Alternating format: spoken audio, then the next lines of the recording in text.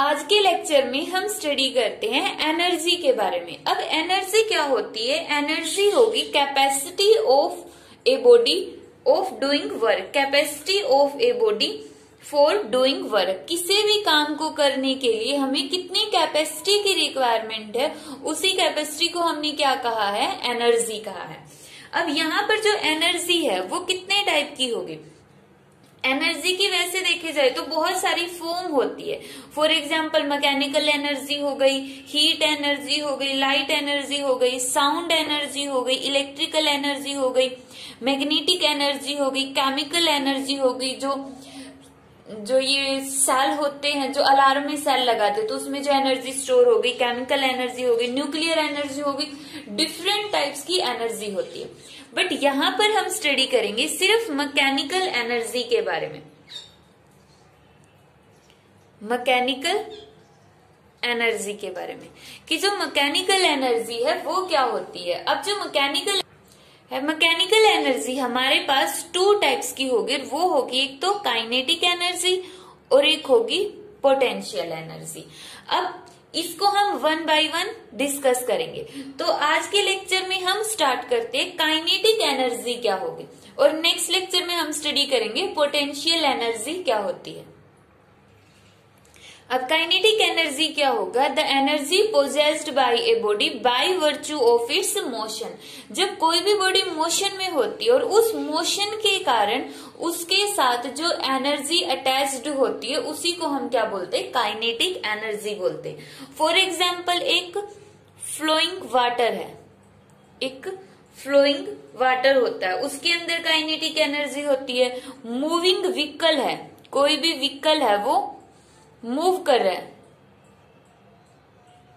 तो उसके अंदर भी काइनेटिक एनर्जी है। मूविंग एयर में भी काइनेटिक एनर्जी है। जो एक गन से हम बुलेट फायर कर देते हैं उसके अंदर भी क्या होता है? काइनेटिक एनर्जी होती है। मींस कोई भी चीज जो मोशन के अंदर है उसके अंदर काइनेटिक एनर्जी। सिंपल बात याद रखनी कि कोई भी चीज अगर मोशन में है तो उसमें काइनेटिक एनर्जी होती है। अब इसकी यूनिट्स क्या होगी? वही जो एनर्जी की यूनिट होती है सिंपल। ऐसा यूनिट क्या होगी? जूल। और सीजीएस यूनिट क्या होगी इसकी? अर्ग। ठीक है, तो अब हम देखते हैं इसका एक्सप्रेशन, क्योंकि एग्जाम में तो हमें एक्सप्रेशन लिखना है।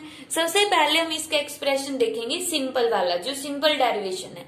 तो उसके अकॉर्डिंग हमें मानना है कि स्टार्टिंग में इनिशियली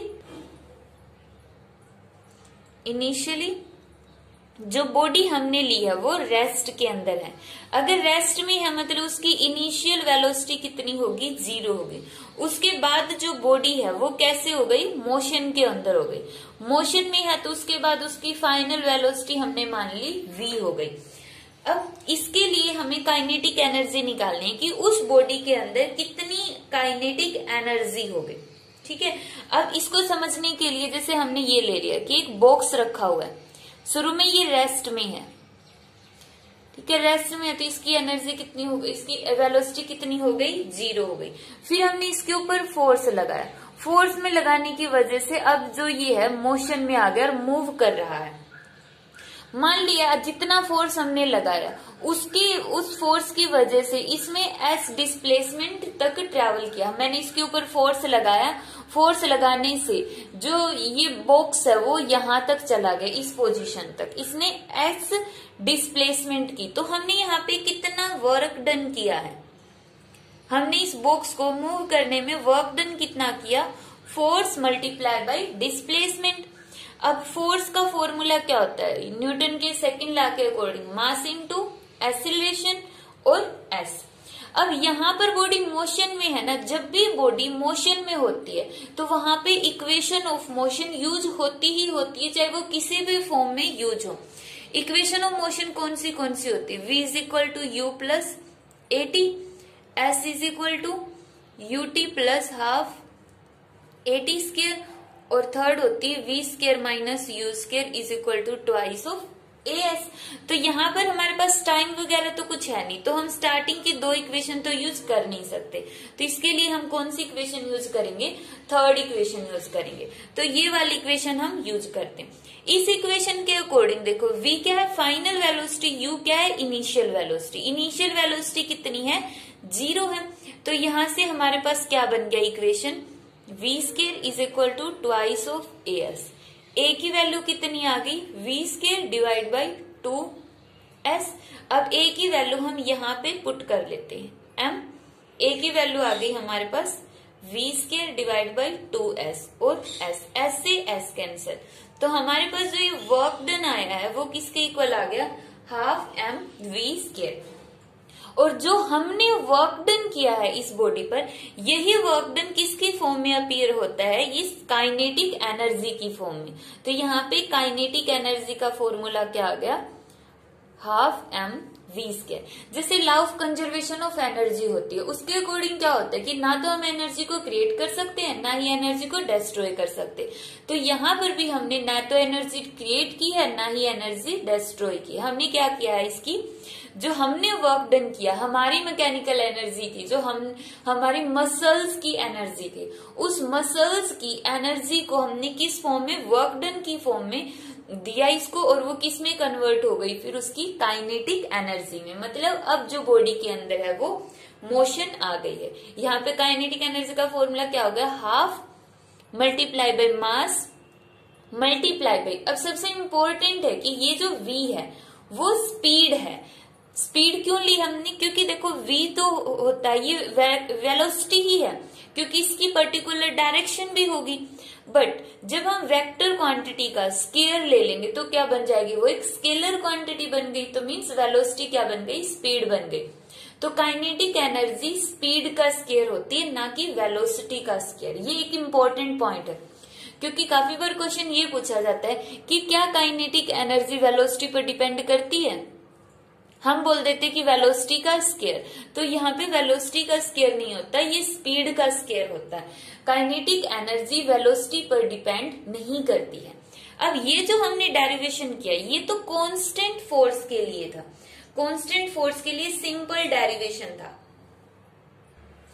अब हम इसका डेरिवेशन देखते हैं वेरिएबल फोर्स के लिए। और जब हम वर्क डन में और एनर्जी में रिलेशन बता रहे, इसको हम एक पर्टिकुलर नाम भी दे सकते हैं, जिसको हम बोलते हैं work energy theorem. Work energy theorem.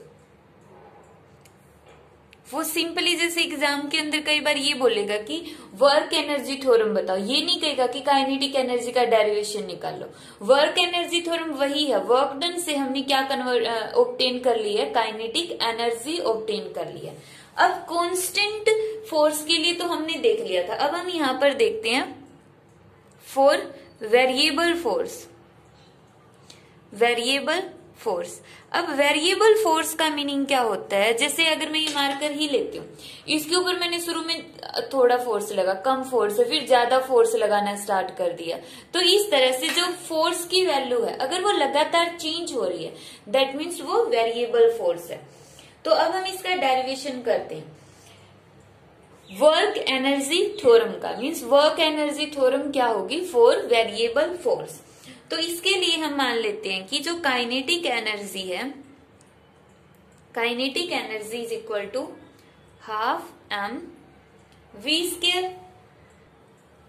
अब हम यहाँ पर एनर्जी से स्टार्ट कर रहे हो और वर्क डन हमें लेकर आना है।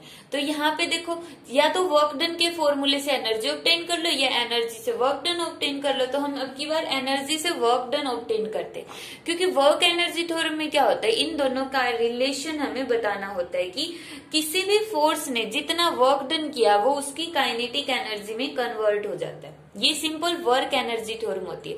वर्क एनर्जी थ्योरम की डेफिनेशन क्या होगी, according to this, work done by a force on a body is equal to change in kinetic energy of the body। ठीक है, तो अब हम काइनेटिक एनर्जी से स्टार्ट करते हैं। अब क्या करेंगे, हम डिफ्रेंशिएट करेंगे। Differentiating both sides, differentiating both sides, दोनों साइड जब हम डिफ्रेंशिएशन करेंगे तो काइनेटिक एनर्जी का डिफ्रेंशिएशन किसके साथ करेंगे, हम टाइम के साथ कर लेते हैं। Differentiating both sides with respect to time, with respect to time. यहां पे भी कितना आएगा, d by d t half m v square. यहां पर हमने एज इट इज रखा काइनेटिक एनर्जी का डेरिवेशन। अब यहाँ पे 1/2 कांस्टेंट है। मास तो बॉडी का कभी चेंज हो ही नहीं सकता। मास का मतलब क्या होता है, quantity of matter contained in a body. तो इसका मतलब वो तो चेंज नहीं होगा, तो मास को बाहर निकाल लो, अंदर क्या बच गया, डी बाई डी टी और यहाँ पे वी स्क्वायर। अब इसका डेरिवेटिव कर दो, half of m, v square का डेरिवेटिव क्या होगा, ट्वाइस ऑफ वी, और फिर वेलोसिटी वो भी टाइम पर डिपेंड करती है, तो डीवी बाई डी टी। देखो अब इसको एक बार दोबारा से देख लो कि जो डेरिवेशन होता है उसको हम ऐसे लिखेंगे सिंपली। अगर ये जो डेरिवेशन है वो v के रिस्पेक्ट टू होता, जैसे हम बोल देते d v square divide by d v, फिर तो हम इसको लिख देते सिंपली 2v। बट यहाँ पे डेरिवेटिव है t के विद रिस्पेक्ट टू, और जो वेलोसिटी है वो टाइम के साथ चेंज हो रही है। क्यों चेंज हो रही है, क्योंकि हम फोर्स चेंज कर रहे हैं बॉडी पर। अगर मैं फोर्स की वैल्यू लगातार चेंज करूंगी तो दैट मीन्स उसकी वेलोसिटी भी चेंज हो जाएगी।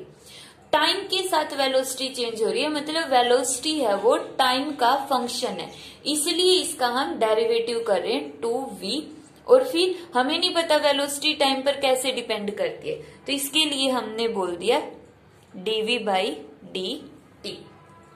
तो ये डिफरेंस है थोड़ा यहाँ पे। अब 2 से 2 कैंसिल, यहाँ पे क्या हो गया m v, और dv बाई डी टी क्या होता है, एक्सीलरेशन। तो एक्सीलरेशन हमने लिख लिया, v पीछे लिख लिया, dv by d t change in velocity with respect to time is acceleration. तो यहाँ पे f ये क्या बन गया, mass into acceleration is equal to f, और यहाँ पे ये क्या बन गया, v बन गया। इस साइड हमारे पास है काइनेटिक एनर्जी का derivation with respect to time. अब वेलोसिटी को हम क्या लिख सकते हैं, dx बाई डी टी लिख सकते हैं। सेकेंड यूनिट के अंदर हम पढ़ चुके हैं, x क्या होती है, डिस्प्लेसमेंट, वेलोसिटी क्या होती है, dx बाई डी टी, और एक्सीलरेशन क्या होता है, वेलोसिटी का चेंज, डिस्प्लेसमेंट का चेंज वेलोसिटी, वेलोसिटी का चेंज एक्सीलरेशन।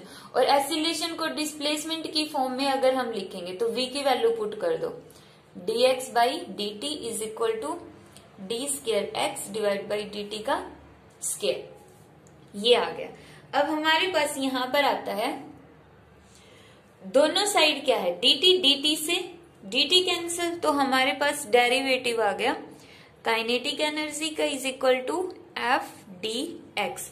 दोनों ही साइड, अब यहाँ पर फोर्स आ गया और ये dx डिवाइड बाई dt, तो दोनों साइड हम dt से dt कैंसिल कर सकते हैं। अब मान लेते ये dx क्या है, डिस्प्लेसमेंट है। मान लेते कि जो बॉडी है स्टार्टिंग में वो xi पोजीशन पर है, उसकी डिस्प्लेसमेंट है इनिशियल पोजीशन xi और उसकी फाइनल पोजीशन है xf।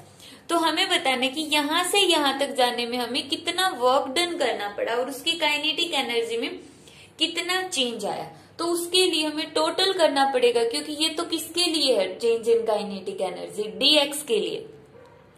dx कोई भी डिस्टेंस हो सकती है, इनके बीच की कोई भी स्मॉल डिस्टेंस के लिए। तो जब हम कंप्लीट के लिए करते हैं तो दोनों साइड क्या कर देंगे, इंटीग्रेशन।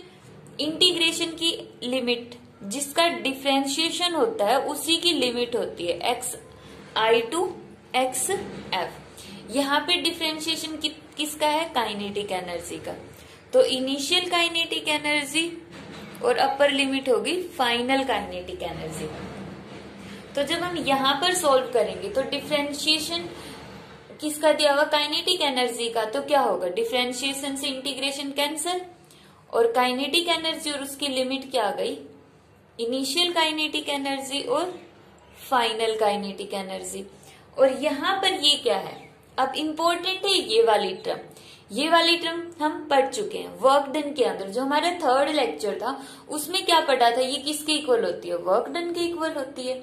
अब यहाँ पे क्वेश्चन ये आएगा तुम्हारे माइंड में कि यहाँ पर भी तो हम x को कैंसिल करके इस तरह से लिख सकते हैं, f को एज इट इज, और dx का कितना हो जाएगा xf माइनस xi, बट करने की जरूरत ही नहीं है क्योंकि हमें तो एनर्जी और वर्क डन में रिलेशन बताना है। एनर्जी तो हमने यहाँ पे बता दी कि एनर्जी तो ये आ गई, काइनेटिक एनर्जी इनिशियल और काइनेटिक एनर्जी फाइनल। तो वर्क डन लेकर आना है ना, तो इसको सोल्व करने की जरूरत ही नहीं है, डायरेक्ट लिख दो this term is equal to work done. और यहाँ पे ये किसके इक्वल आ जाएगा, काइनेटिक एनर्जी की जगह अपर लिमिट अप्लाई करो, kinetic energy final, kinetic energy की जगह फिर initial limit, kinetic energy initial. ये इंटीग्रेशन है, सिंपल मैथ्स है। Final kinetic energy means half m, final velocity उसकी v स्क्वायर, और initial kinetic energy means half m u square is equal to w। यही क्या होता है हमारे पास वर्क एनर्जी थ्योरम होती है for a variable force, variable force के लिए। और अगर हमें सिंपल कांस्टेंट फोर्स के लिए करनी पड़ जाए तो वही जो हमने पीछे डेरिवेशन कर चुके, force is equal to mass acceleration s, यहाँ पर हम a की वैल्यू पुट करेंगे v square minus u square divide by 2a 2s। ये जो हमने अभी थोड़ी देर पहले पढ़ा था उसमें u की वैल्यू हमने 0 पुट कर दी थी, अगर 0 नहीं पुट करनी है तो u को एज इट इज रख दो, यही वाला फॉर्मूला बन जाएगा। यहां से ये सेम फॉर्मूला बन गया हमारे पास, किसका, वर्क डन का। ये जो हमने इससे प्रीवियस टॉपिक पढ़ा था, वर्क एनर्जी थ्योरम थी फॉर कांस्टेंट फोर्स के लिए, और ये हमने पढ़ी है वेरिएबल फोर्स के लिए। सिंपली क्या लिया, काइनेटिक एनर्जी ली और फिर काइनेटिक एनर्जी का इंटीग्रेशन कर दिया। इंटीग्रेशन v का होगा, v खुद फंक्शन है टाइम का, इसलिए हमने dv बाई dt लिख लिया। dv बाई dt क्या होता है, एक्सीलरेशन होता है, v एज इट इज, फिर v को dx बाई dt पुट कर दिया, दोनों साइड dt से dt कैंसिल हो गया, और उसके बाद सिंपली हमने इंटीग्रेशन किया। इंटीग्रेशन क्यों किया, ताकि क्योंकि हमें लिमिट दी हुई कि बॉडी को हमने इस पोजीशन से इस पोजीशन तक डिस्प्लेस करवाया है।